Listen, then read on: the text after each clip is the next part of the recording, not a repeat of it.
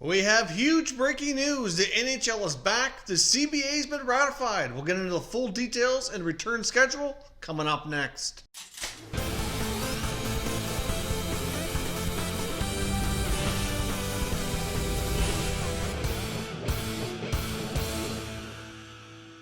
So welcome back to another video here at Top Shelf Hockey. Now, as I mentioned, we have some huge breaking news today. Of course, we kind of expected this to happen, but the NHL players and the owners have voted in favor of ratifying the CBA. We now have a deal. We have labor peace for the next 6 years with this 4-year extension. We're looking at least 2026-27 before there could be any possible work stoppages, which is fantastic for the sport. Hopefully they can get back to playing here with the schedule that we're going to talk about, complete the 19-20 season, and hopefully have a successful 2021 season once they're able to return, because we have the details that we discussed briefly before as well on when they're expecting to get started on for that season. So now let's dive in here to some of the details. Now, many of the things we've talked about over the past week that have already been leaked out were officially confirmed by this official press release, and information confirmed by the NHL this evening once the vote was announced. Now, the vote for the owner side was a unanimous vote, and on the player side, it was around a 79%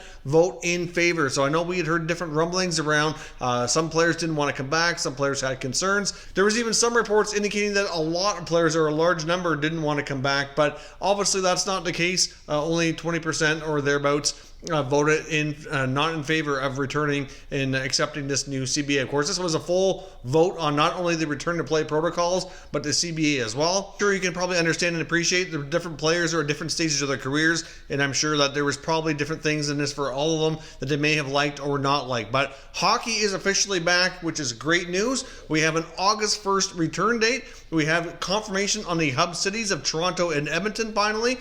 And we also got confirmation as well that Edmonton will be hosting the conference finals and Stanley Cup finals here as well. Of course, this confirms that the Olympics are in the CBA as well. So 2022 and 2026 Winter Olympics will have NHL participation. Of course, that's assuming that they can strike a deal with the IOC, which there was already a lot of progress made on that before the NHL season was paused, before we had any really serious work done on the CBA. So I really don't see that as being a problem. So let's take a look at some key and critical dates here to keep in mind as we move forward. I'll put this up on the screen from the NHL press release and we'll talk through this. So NHL training camps, or Phase 3, will get underway July the 13th, which is really not all that far away. Any players deciding that they don't want to play and don't want to return, they have until Monday evening at 5 o'clock Eastern Time to officially opt out of returning for the remainder of the 19-20 season. Of course, as we said before, there's no harm, no foul, there's no disciplinary action. They can choose to sit out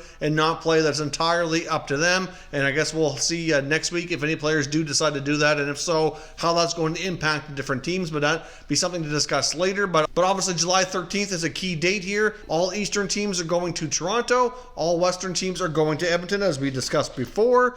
July the 28th to the 30th is when the exhibition games will take place. All teams are going to be playing, I believe it's 2 exhibition games before the meaningful games actually get started. I'm not quite sure yet if those exhibition games will be televised or not. I would think in the NHL, considering I would imagine, considering that we've been without hockey and content for so long, I'll be surprised if they're not televised, but I don't have the details, at least as of the recording of this video, on those exhibition games. And then on August the 1st, the puck drops for the first meaningful hockey games in a long time. So that will be your qualifying round, and I'll show you the schedule for those play-in games here momentarily. So August 1st is a big date. Of course, that's also going to be the little tournament for the top 4 seeds as well. Will be taking place around the same time, during the same time as the qualifying round.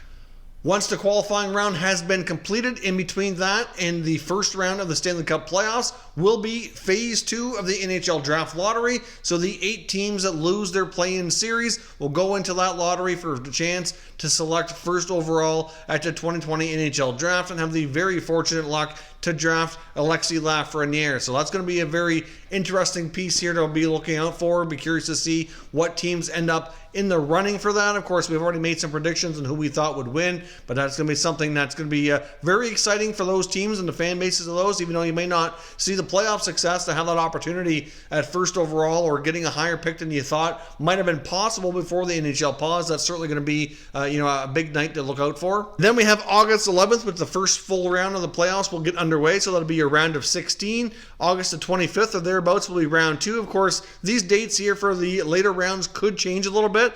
These are basically your latest possible dates they could start based on all these other series kind of going the distance. But if they get wrapped up a little bit sooner, then clearly they'll be adjusted here slightly. But August 25th, round 2. September the 8th would be thereabouts when we expect the conference finals to start. September the 22nd would be your last possible day to start the Stanley Cup finals. And then October the 4th would be the latest possible date for the Stanley Cup to be awarded. Now, once the Stanley Cup's awarded, a couple of these key final dates could cause chaos amongst NHL offseason plans, and certainly, those of you who like to see a lot of activity and a lot of chaotic stuff going on at once will be an extremely busy time, because NHL free agency is scheduled to get underway 7 days after the end of the Stanley Cup playoffs. So that could very well take place the same time as the NHL draft, which is currently scheduled for October 9th and 10th. Now, of course, depending on how all the dates fall, the NHL could decide to make an adjustment on the dates, because especially where the draft and everything will be done virtually.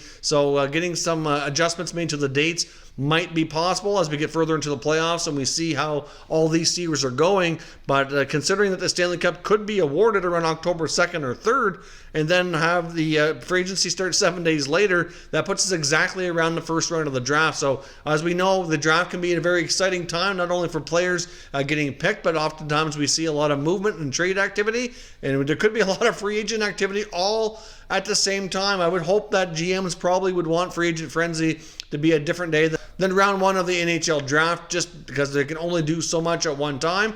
But certainly could be a very busy, chaotic news cycle for NHL hockey and all of us here that like to create content around it. So that's certainly some key critical dates to look forward to as the NHL completes its return.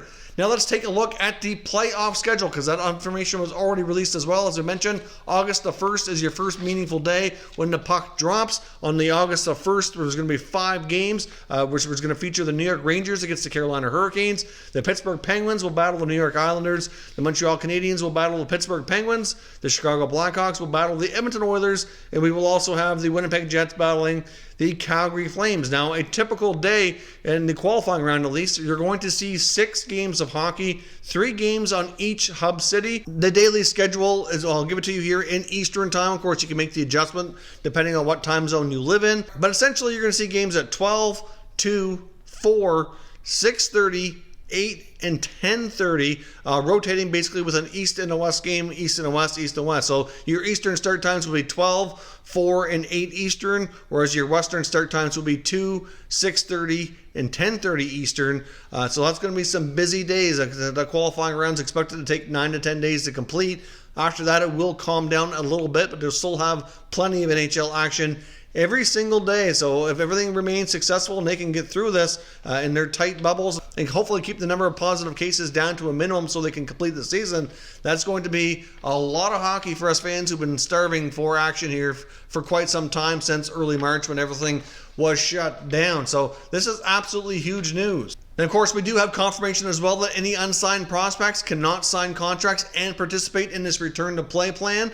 So that's unfortunate, but it is part of the rules. We're still waiting for confirmation if they're even allowed to practice with their teams in their NHL cities before they go to the hub cities, because there is a possibility that players like, for example, Alex Romanov, Kaprizov in Minnesota, Sorokin with the Islanders, that they could sign contracts and be allowed to burn a year. But will they be allowed to actually work out and train with the team? We don't know that. We're waiting on some confirmation here from the NHL. Another key thing that I noticed here as well during the language of the NHL statement press release here this evening is it says that every team who's participating in this 2014 format is considered to have made the postseason. So I can't help but wonder how that's going to impact. There's some trades out there that have conditions on them saying that if the team makes the playoffs and etc., how that could impact certain conditions. Obviously, I know there was a number of trades that we had looked at way back saying that obviously depending on how the NHL handled the postseason, that they might have to have some negotiations take place on how to handle that. But at least we do do know that for sure. We know that the regular season is considered completed right now.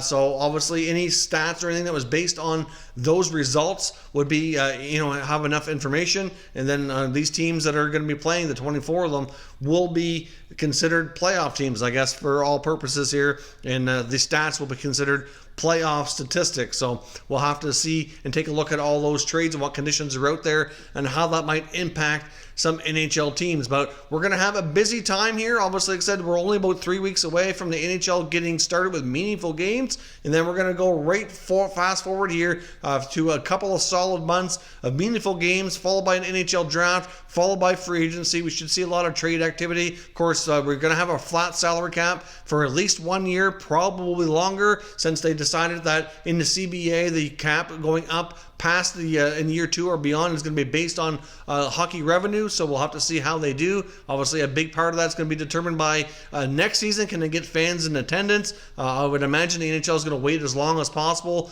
to get fans in attendance before they consider starting back up. But right now, they're hoping to have training camps around the middle of November and then have December the 1st be the start date for the 2020-21 regular season. But of course, that could change. A lot of that is assuming that these NHL cities are going to be able to be up and running and be somewhat back to normal operations, which is too far ahead right now to be able to predict that. So I guess the moral of the story here is right now we have hockey. Let's enjoy it. Let me know your thoughts on the new CBA and everything announced by the NHL, and we'll discuss further down in the comments. If you're new to the channel, consider subscribing and turning on your notifications so you don't miss any future content, and give this video a thumbs up if you enjoyed it. I'd appreciate it if you did. As always, thank you for watching, and I will catch you next time.